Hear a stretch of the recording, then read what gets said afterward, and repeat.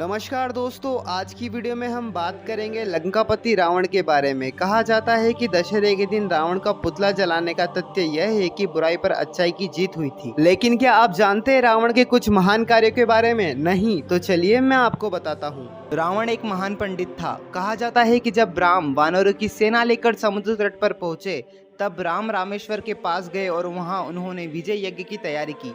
उस यज्ञ के लिए उन्होंने देवताओं के गुरु बृहस्पति को बुलाया, लेकिन बृहस्पति ने यज्ञ में आने से मना कर दिया। अब सोच विचार होने लगा कि किस पंडित को बुलाया जाए ताकि विजय यज्ञ पूर्ण हो सके। तब भगवान श्री राम ने सुग्री को कहा कि तुम लंकापति रावण के पास जाओ।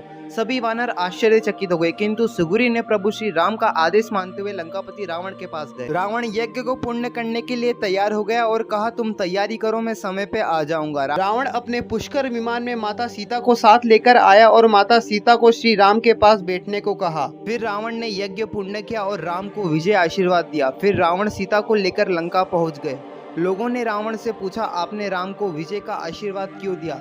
रावण ने कहा, आशीर्वाद एक पंडित ने दिया, लंकापति रावण ने नहीं। रावण एक महान शिव भक्त था। एक बार रावण जब अपने पुष्कर विमान में यात्रा कर रहा था तो वह रास्ते में एक वन क्षेत्र से गुजरा। उस क्षेत्र के एक पहाड़ पर भगवान शिव ध्यान मग्न बैठे हुए थे। शिव के गण नंदी रावण को रोकते हुए कहा कि इधर से सभी का जाना मना है, क्योंकि भगवान शिव तप में मग्न है। रावण यह सुनकर क्रोध में आया और अपना पुष्कर विमान नीचे उतारकर नंदी के समक्ष खड़े होकर नंदी का अपमान किया और जिस पर्वत पर भगवान शिव विराजमान थे उसे वह उठाने लगा। यह देखकर भगवान शिव अपने अंगूठे से पर्वत को दबा दिया, जिस कारण रावण का हाथ फंस गया। फिर रावण भगवान शिव से प्रार्थना करने लगा कि मुझे मुक्त कर दीजिए। इस घटना के बाद रावण भगवान शिव का भक्त बन गया। कहा जाता है कि इस घटना के दौरान रावण ने भगवान शिव को प्रसन्न करने के लिए शिव तांडव स्तोत्र की रचना की। रावण राजनीति का ज्ञाता था। जब रावण मृत्युशैया पर लेटा हुआ था तब भगवान श्री राम ने लक्ष्मण को राजनीति का ज्ञान लेने के लिए रावण के पास भेजा। जब लक्ष्मण रावण की सिर की ओर बैठ गए तब रावण ने कहा, शिक्षा लेने दौरान सिर की ओर नहीं पैरों की ओर बैठा जाता है,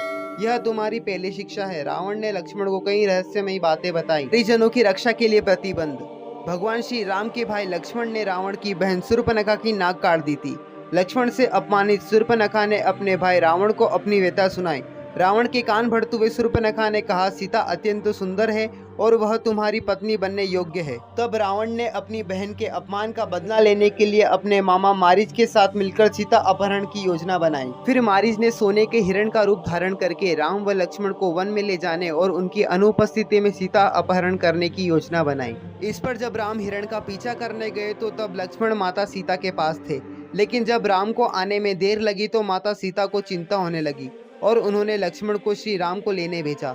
राम और लक्ष्मण की अनुपस्थिति में रावण ने सीता का हरण कर लिया। माता सीता का सम्मान करने में सक्षम थे रावण। भगवान श्री राम की अर्धांगिनी माता सीता को पंचवटी में 2 वर्षों तक रखा, लेकिन कैद के दौरान रावण ने माता सीता को छुआ तक नहीं। रावण जब माता सीता के पास विवाह का प्रस्ताव लेकर पहुंचे तो माता सीता ने रावण को कहा, जैसे सूरज और उसकी किरण अभिन्न है वैसे ही राम और सीता अभिन्न है। तुमने राम और लक्ष्मण की अनुपस्थिति में मेरा अपहरण कर तुमने अपनी कायरता का परिचय और राक्षस जाति का विनाश को आमंत्रित किया है।